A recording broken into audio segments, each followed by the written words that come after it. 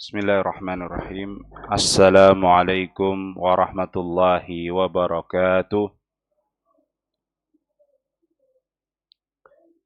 Innal hamdalillah nahmaduhu ta'ala wa nasta'inuhu wa nastaghfiruh wa na'udzu billahi min shururi anfusina wa min sayyiati a'malina. May yahdihillahu fala mudilla lahu wa may yudlil fala hadiyalah.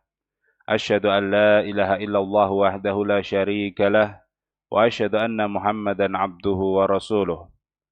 Qala Allah tabaraka wa ta'ala fil Qur'anil azim, ya ayyuhalladzina amanu taqullaha haqqa tuqatih wa la tamutunna illa wa antum muslimun. Amma ba'du fa in asdaqal hadisi kitabullah wa khairal huda huda Muhammadin sallallahu alaihi wasallam wa syarral umuri muhdatsatuha wa kullu bid'atin dhalalah. Ma'asyiral muslimin wal muslimat, Bapak Ibu, para hadirin jamaah salat subuh rahimani wa rahimakumullah. Alhamdulillah kita memperbanyak mengucapkan kalimat tahmid. Kita memuji Allah Subhanahu wa taala dengan segala bentuk pujian yang indah sebagai bentuk rasa syukur kita kepada Allah. Kita bersyukur kepada Allah pada pagi hari ini kita masih diberikan kesehatan, kekuatan, diberikan taufik, hidayah, serta inayah dari Allah Subhanahu wa ta'ala, sehingga kita diberi kekuatan untuk menjalankan ibadah wajib kita, salat subuh, alhamdulillah secara berjamaah, dilanjutkan dengan duduk untuk mengkaji ilmu syar'i, untuk membaca firman Allah Subhanahu wa ta'ala, dan berusaha untuk memahami artinya. Karena ini adalah nikmat yang besar bagi seorang hamba, manakala dia diberikan taufik oleh Allah untuk menjalankan ibadah yang wajib bagi dirinya dan juga bisa menuntut ilmu karena ilmu itu didahulukan sebelum beramal. Kemudian tak lupa juga salawat dan salam kita haturkan kepada junjungan kita baginda Nabi Agung Muhammad sallallahu alaihi wasallam, kepada keluarga beliau, para sahabatnya dan umatnya yang istiqamah di atas sunnah-sunnahnya. Para hadirin rahimani wa rahimakumullah, kita masih mengkaji tafsir surat At-Takwir. Surat At-Takwir terakhir sampai pada ayat yang ke-13.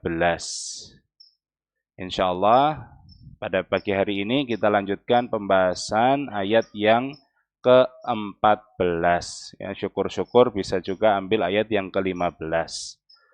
Namun sebelum kita mulai pembahasan ayat yang ke-14 dari surat At-Takwir, monggo sama-sama kita baca terlebih dahulu ya, sebagai tilawah kita pagi hari ini. Mudah-mudahan Allah berkahi kita dari setiap huruf yang kita baca, dari ayat yang pertama sampai ayat yang ke-15. Oke, kita baca dari ayat pertama sampai 15. Ya, seperti biasa saya yang mulai, kemudian diikuti oleh para jamaah sekalian. A'udzu billahi minasy syaithanir rajim.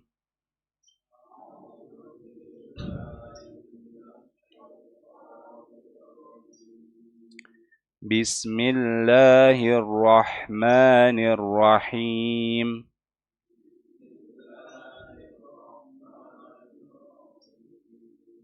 Idza syamsu kuwirat wa idzan nujumu kadarat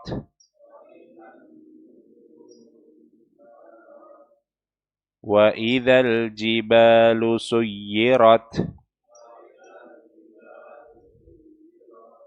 wa idzal 'isyaru 'uttilat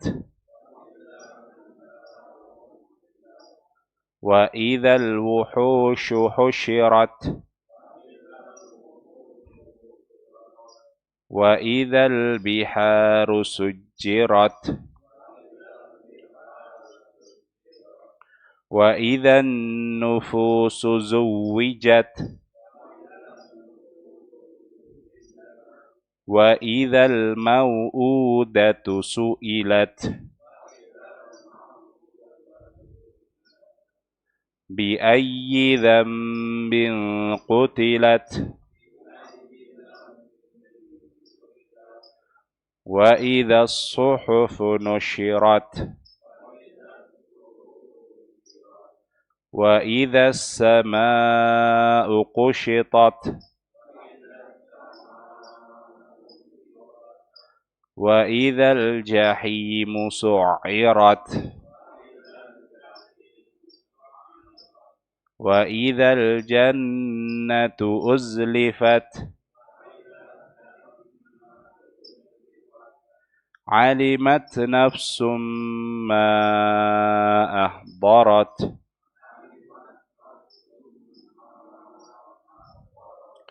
فلا أقسم بالخنس.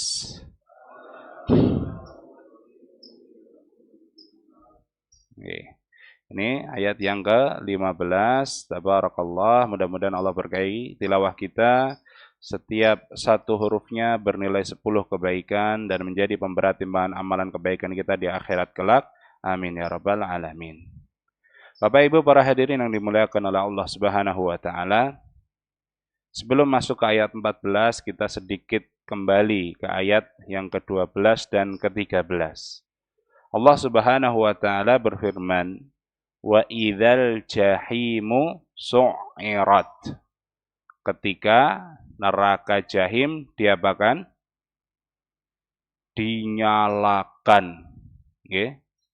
Neraka jahim dinyalakan. Loh, apa urung murup? Pertanyaannya kan seperti itu. Kenapa dinyalakan? Apakah belum menyala nerakanya atau sudah menyala?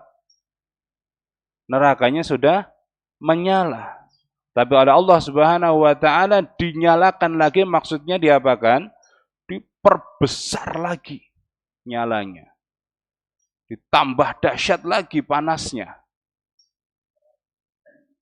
Untuk apa? Untuk membakar orang-orang yang dimasukkan ke dalam sana.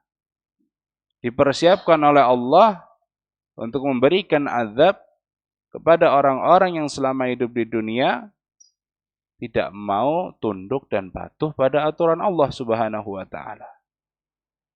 Neraka dinyalakan.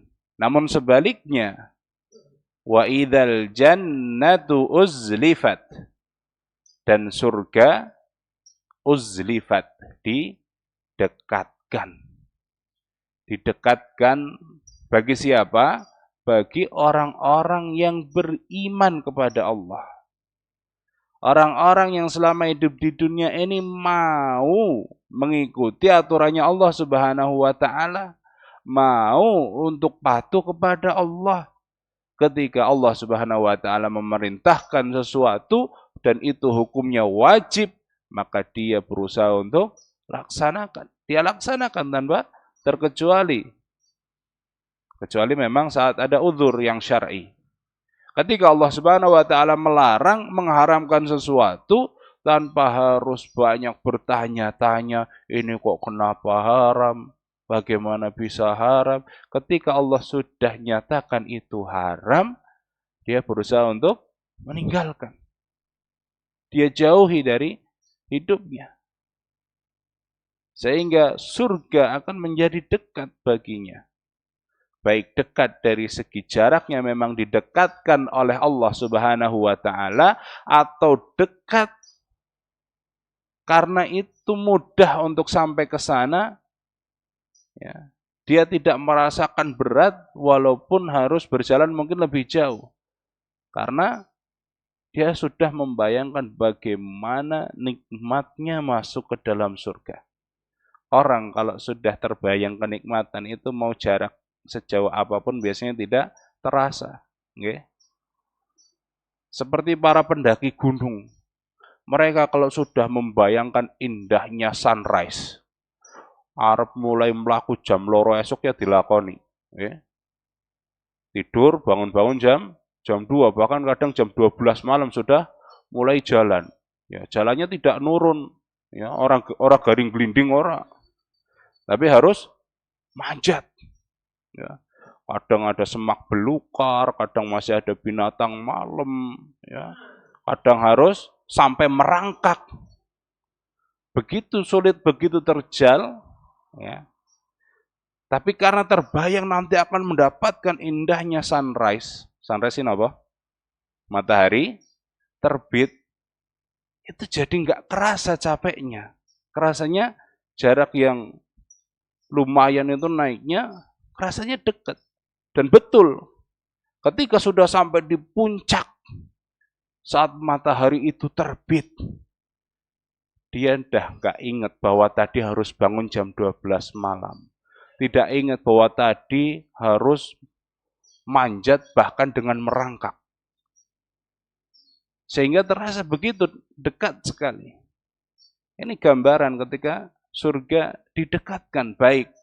Mungkin dari segi jaraknya memang Allah betul-betul dekatkan, atau mungkin dari segi perasaan kita yang merasakan bahwa memang surga itu dekat, sebab kita terbayang kenikmatannya. Kemudian di ayat yang ke-14, dan ini yang kita kaji pada kesempatan pagi hari ini. Allah Subhanahu wa taala berfirman, ya, setelah wa idzal jannatu uzlifat alimat nafsum ma ahdarat. Pada hari itu jiwa manusia mengetahui apa yang sudah dia kerjakan. Ayat yang ke-14 ini adalah intisari yang ingin Allah Subhanahu wa taala sampaikan kepada kita, kepada manusia. Namun untuk menyampaikan ini, untuk kita tahu apa yang Allah beritahukan kepada kita ini, harus melewati berapa ayat? Ini di ayat yang ke-14, berarti sebelumnya ada 13 ayat.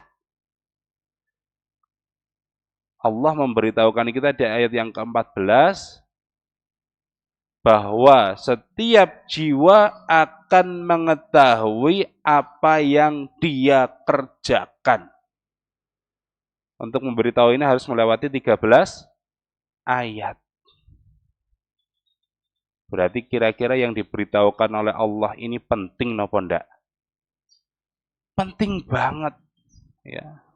Mau memberitahukan ini saja lewat 13 lapis dulu.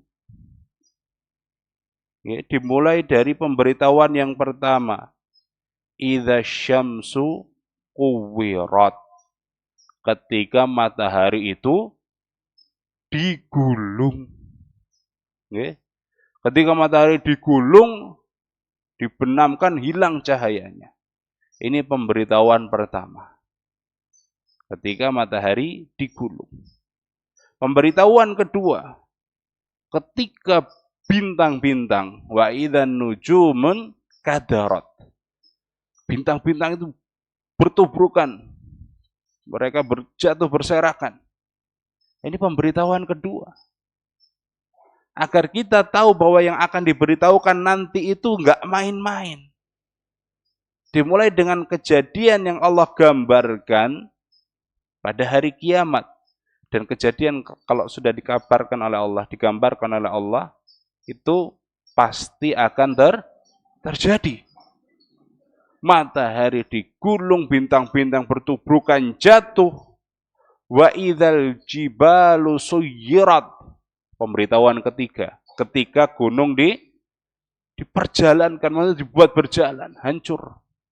Ya, gunung-gunung yang kokoh itu, yang menjadi simbol kekokohan bumi, diangkat oleh Allah, dibenturkan satu sama lain, diperjalankan menjadi debu yang berterbangan. Ini pemberitahuan yang ketiga. Yang keempat, wa idzal 'isyaru 'uttilat. Ketika isyar, unta yang bunting, unta yang tinggal ditunggu sebentar lagi melahirkan oleh bati. Ya. Petani itu kalau hewannya sudah mau beranak itu, Masya Allah, le ngarep-ngarep ke jan temenan, nggih, ngarep-ngarepe temenan. Berharapnya itu betul-betulan. Ya, saben bengi tiliki kandange mbok-mbok, ana sing jiot, ya. Jadi lebih disayang, dielus-elus. Ya, ini hewan yang bentar lagi melahirkan, memberikan keuntungan anak ditinggalkan begitu saja. Berarti saking ngerinya kejadian hari itu. Ini yang kelima, wa idzal 'isya ru'tilat. Yang keenam, wa idzal wuhusyu husyirat. Ketika hewan-hewan liar, hewan-hewan ya yang tidak jinak. Ini secara arti, walaupun sudah kita jelaskan bahwa maksudnya seluruh hewan akan dikumpulkan. Untuk apa? Hewan dikumpulkan untuk apa? Dipamerkan? Bukan. Untuk dilakukan kisos antar mereka. Yang namanya hewan kan kalau bareng kadang ana sing bijikan, nggih. Bijikan itu apa, saling nendang gitu ya. Ada yang berbenturan kepala dengan kepala. Mungkin salah satu ada yang copot tanduknya. Mungkin ada yang kakinya jadi pincang. Nah, itu nanti semua dikumpulkan oleh Allah Subhanahu wa taala untuk dilakukan kisos. Bahwa yang dulu di dunia terzalimi dari hewan-hewan itu dibales, ya, dia bisa membalas hewan yang dulu menzaliminya. Setelah selesai semua apa yang terjadi? Setelah dikumpulkan selesai semua, dimatikan semuanya oleh Allah, berampung urusannya. Itu hewan. Ya, setelah kisos, yang terzalimi diberikan kekuatan untuk membalas yang menzalimi, setelah itu dihancurkan, sudah selesai urusannya. Ini yang keenam. Wa idzal biharu sujjirat. Ini yang ketujuh, ketika lautan dibuat meluap. Ketika lautan memancarkan airnya. Ya, baik lautan maupun air yang ada di daratan, dari danau, dari sungai, semua Allah jadikan meluap. Yang dulunya air payau dengan air asin tidak bersatu, Allah satukan, Allah campur. Karena goncangan yang begitu dahsyat di hari kiamat. Wa idzal biharu sujjirat. Yang kedelapan, wa idzan nufusu zuwijat. Ketika jiwa itu dikumpulkan dengan pasangannya. Maksudnya apa? Kita kumpul dengan pasangan istri kita atau suami kita? Bukan. Maksudnya, setiap manusia akan dikumpulkan bersama dengan golongannya ketika dia di dunia. Golongan apa di sini? Bukan yang sama partainya, bukan yang sama organisasinya, bukan yang sama trahnya, bukan yang sama daerahnya, tapi golongan orang yang beriman atau tidak. Ya. Walaupun berbeda-beda organisasinya, walaupun berbeda-beda daerahnya, akan dikumpulkan. Orang yang beriman dengan orang beriman. Orang yang tidak beriman dikumpulkan dengan orang yang tidak beriman. Sehingga sudah terbayang dari situ, ke depan bakal seperti apa. Ini wa idzan nufusu zuwijat. Kemudian berikutnya wa idzal mau'udatu su'ilat bi ayyi dzambin qutilat, ya. Ini kita satukan saja. Dan ketika anak-anak perempuan yang dibunuh hidup-hidup itu ditanya, atas dosa apa mereka kok dibunuh? Nah, ini kan celaan, ya, celaan. Celaan kepada orang yang melakukan perbuatan keji. Yaitu kenapa kok malu punya anak perempuan? Ya. Maka ditanya anak perempuannya, dosa apa sih kok kamu dibunuh. Ini celaan kepada orang yang melakukan. Bi ayyi dzambin qutilat. Wa idza suhufu nusyirat. Ya. Dan ketika suhuf, napa suhuf? Lembaran-lembaran yang isinya rapot kita, nggih, isinya rapot kita. Nusyirat diperlihatkan, dibukakan. Isine nopo? Bijine anu biru kabeh apa ana sing abang? Diperlihatkan. Dan setelah lembaran catatan amal kita diperlihatkan, ya, Allah sebutkan wa idas sama'u kusyitat, dan ketika langit kusyitat, ya, ditarik begitu kuat sehingga terlepas, sehingga langit itu hilang. Kita lihat di atas kita, langit ini hilang. Wa idal jahimu su'irat wa idal jannatu uslifat.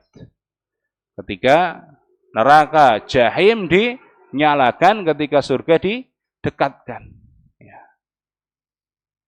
Maka ada 12, ya, walaupun 13 ayat, tapi ada yang disatukan tadi wa idal mau'udatu su'ilat bi ayyi dzambin qutilat.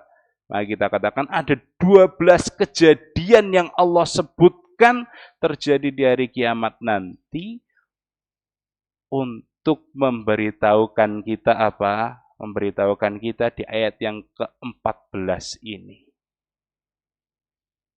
Apa bunyinya?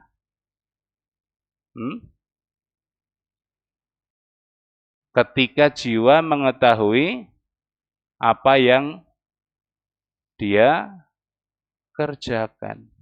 Alimat nafsum ma ahdarat. Mengetahuinya di mana, mengerjakannya di mana? Oke. Mengetahuinya di mana ini? Di akhirat.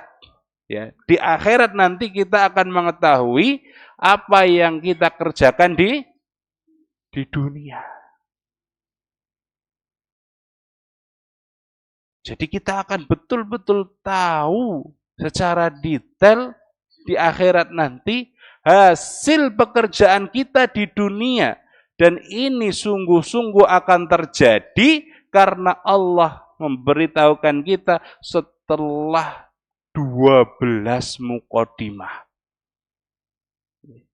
Orang main-main. Betul-betul di akhirat akan melihat. Apa yang kita lihat? Hasil perbuatan kita. Kata Allah Subhanahu wa taala di surat Ali Imran ayat yang ke-30. Yauma tajidu kullu nafsin ma 'amilat min khairin muhdara wa ma 'amilat min su'.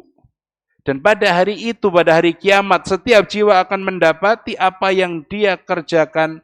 Kalau itu berupa kebaikan akan ditampilkan, ditunjukkan kepada dia. Dan ketika itu berupa keburukan juga akan ditunjukkan kepada dia. Ya, ini yang baik-baik yang kamu kerjakan. Ini yang buruk-buruk yang kamu kerjakan. Kemudian apa yang terjadi setelah melihat itu? Allah sebutkan di lanjutan ayatnya. Tawaddu law anna bainaha wa bainahu amadan ba'ida wa yuhadzirukumullahu nafsah. Ketika sudah membaca, melihat, mengetahui perbuatan-perbuatan yang dulu dilakukan selama di dunia, berharap bahwa antara hari kiamat itu dengan nanti hisab, dengan dimasukkan ke dalam surga atau neraka, itu jaraknya diperpanjang. Aja cepat-cepat lah, aja gimik. Ya. Jangan sekarang lah. Kalau bisa yang jauh sekalian. Ini harapan yang mungkin terjadi atau tidak? Tidak. Tidak mungkin terjadi. Karena Allah sudah menentukan waktunya masing-masing. Mau kita berharap kiamat itu tidak segera ditegakkan oleh Allah. Kalau memang sudah waktunya akan ditegakkan oleh Allah. Kita mau berharap bahwa hisab itu tidak ditegakkan, kalau memang sudah waktunya ditegakkan, pasti akan ditegakkan. Kalaupun kita berharap dimasukkan ke surga atau neraka itu diakhirkan, diperpanjang waktunya, kalau memang Allah sudah menetapkan, tidak ada yang bisa merubah. Tidak ada yang bisa menggunakan kekuatan orang dalam. Kalau di dunia kan masih bisa, ya. Peraturan sudah pasti saja bisa berubah dengan kekuatan orang dalam. Tapi di akhirat, semua tunduk di bawah Allah Subhanahu wa Ta'ala. Allah lah raja yang utama dan satu-satunya pada saat itu. Maka keinginan angan-angan pada sesuatu yang sudah Allah tetapkan tidak mungkin. Dan di situ setiap jiwa mengetahui kebaikan apa saja yang dia kerjakan dan kejelekan, keburukan, kemaksiatan apa saja yang dia tidak pernah tinggalkan. Mungkin di dunia tertutupi dari manusia. Di dunia orang-orang memandang dia baik. Orang-orang berhusnudzon, berprasangka baik. Oh, ini orang soleh, ini orang solihah.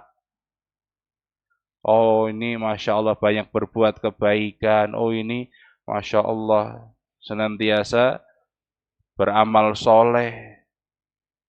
Tapi nanti di akhirat betul-betul kita tahu. Allah sampaikan kepada kita. Alimat nafsum ma ahdarat. Bahkan dalam ayat-ayat yang lain juga Allah sebutkan. Seperti di surat Al-Kahfi ayat 49. Allah Ta'ala berfirman, wa wudi'al kitabu fataral mujrimina musyfiqina mimma fih. Dan diletakkanlah kitab, catatan amal, dan engkau akan melihat orang-orang mujrim. Orang-orang yang penuh dengan kemaksiatan itu mereka merasakan ketakutan yang sangat. Melihat isi kitabnya. Wa yaqulun, dan mereka mengatakan, ya wailatana ma li hadzal kitab. Sungguh celaka kami. Kitab apa ini? La yughadiru saghiratan wala kabiratan illa ahsaha. Kitabnya tidak meninggalkan perbuatan kecil dan juga tidak meninggalkan perbuatan yang besar, kecuali semua ditulis.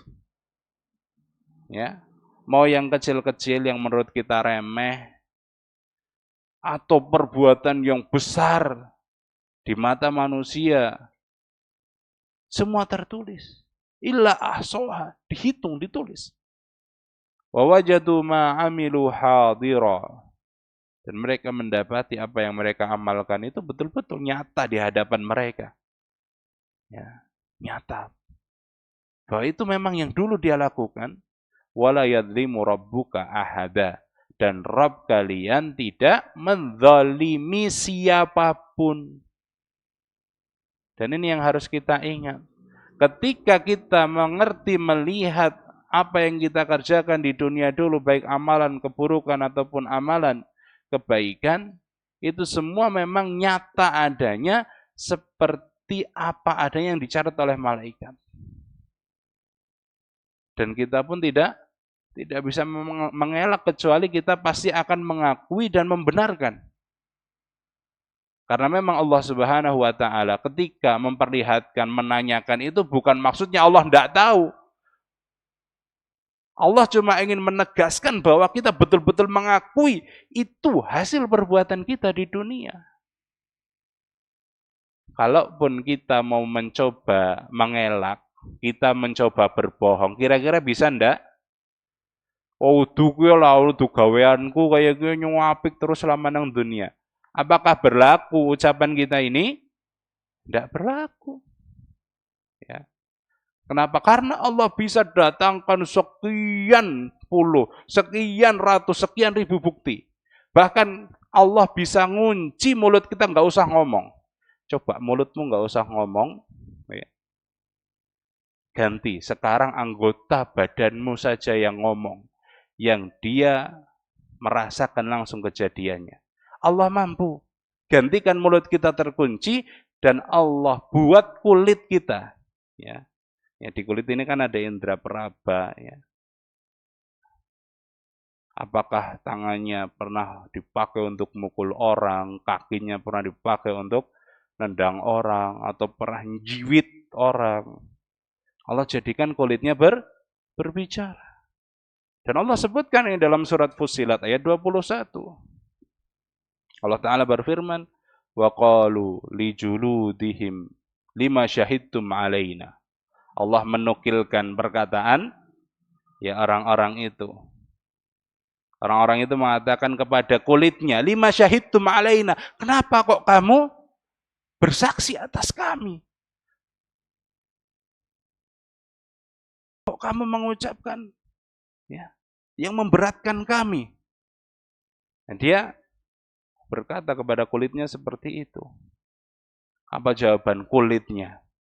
Qalu antaqanallahu alladhi antaqa kulla syai'in wa huwa khalaqakum awwala marrah. Yang membuat kami berbicara itu adalah zat yang membuat semuanya bisa bicara.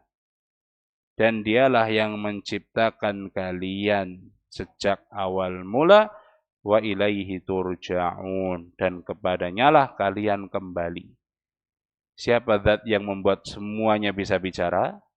Allah Subhanahu wa ta'ala. Allah mampu. Kalau kita seandainya tidak mau mengakui hasil perbuatan kita, Allah jadikan kulitnya yang berbicara. Allah jadikan tangannya berbicara. Allah jadikan kakinya berbicara. Sehingga tidak ada alasan, tidak ada dalih bahwa oh itu bukan perbuatan saya.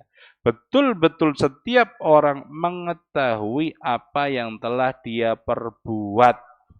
Walaupun kadang yang namanya manusia itu, dia setelah berbuat lupa. Coba kalau kita ditanya, 10 tahun yang lalu dosa apa yang pernah kita lakukan? Mungkin kita ingatnya hanya dosa yang gede. Tapi dosa-dosa kita yang kecil, ingatkah kita? Tidak ingat kan? Mungkin kita kalau ditanya, 10 tahun yang lalu pernah berbuat kebaikan apa? Kita hanya ingatnya perbuatan yang besar. Oh saya pernah ya nyantuni anak yatim 10 juta misalnya. Itu teringat terus kalau kayak gitu. Oh saya pernah bangun sumur depan masjid. Itu teringat terus. Tapi perbuatan kebaikan-kebaikan kita yang kecil, kita sudah lupa. Tapi Allah Subhanahu wa ta'ala tidak lupa. Demi Allah.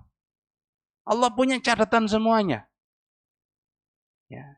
Yang kecil-kecil kita lupakan, baik dosa maupun kebaikan itu Allah catat.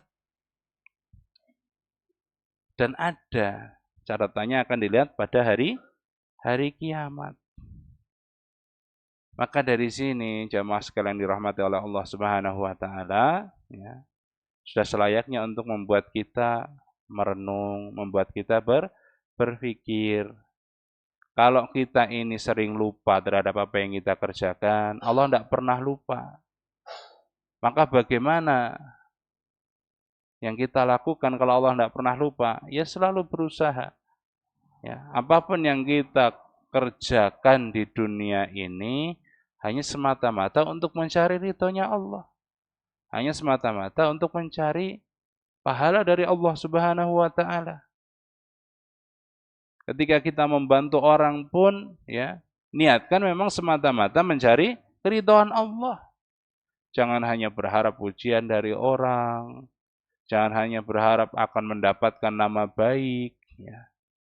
Itu hanya bonus, ya. Itu semua hanya bonus, dipuji oleh orang lain, mendapatkan nama baik, mendapatkan status oh si fulan ya ahli ibadah, oh si fulan seorang dermawan, itu hanya bonus yang kadang bisa membuat kita salah niat.